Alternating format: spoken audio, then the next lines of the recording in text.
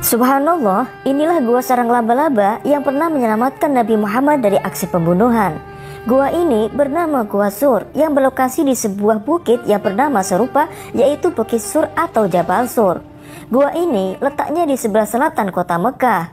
Orang Arab menggambarkan kalau Bukit Sur ini seperti perahu terbalik dengan punggung perahu menghadap ke atas. Jika kita lihat, memang tidak mudah untuk mencapai lokasi Gua Sur ini, apalagi kebanyakan jamaah umroh dan haji yang sebagian besar berusia lanjut. Setidaknya butuh waktu setengah jam mendaki. Pasalnya, lokasi Gua Sur ini berada di ketinggian 748 meter dari permukaan laut. Artinya, lebih tinggi ketimbang Gua Hira yang hanya 458 meter dari permukaan laut. Tahukah kalian bahwa gua ini menyimpan kisah Nabi Muhammad yang sangat menakjubkan? Dahulu, kaum musyrikin pernah mengadakan rapat untuk merundingkan cara menangkap Nabi Muhammad SAW.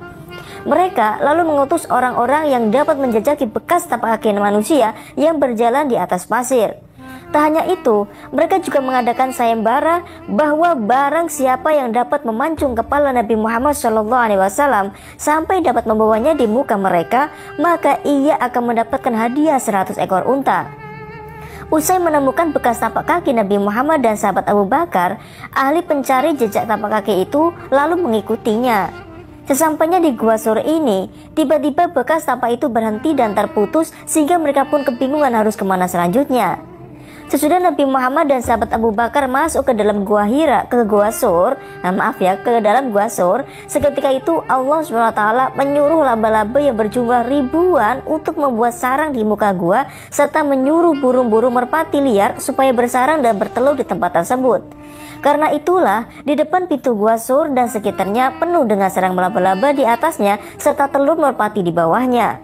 Orang-orang kafir pencari jejak itu pun lalu berselisih satu sama lain. Mereka berpikir, seandainya Nabi Muhammad dan sahabat Abu Bakar masuk ke dalam gua itu, mestinya banyak telur burung merpati yang pecah dan pasti sarang laba-laba itu juga hancur. Padahal terlihat tidak satupun telur yang pecah dan sarang laba-laba itu masih penuh di muka gua. Akhirnya mereka pun lalu kembali dan dengan tangan yang hampa serta hati penuh penyesalan.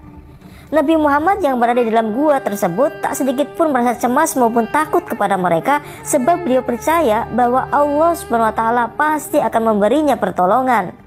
Ini adalah sebuah mukjizat yang sangat luar biasa.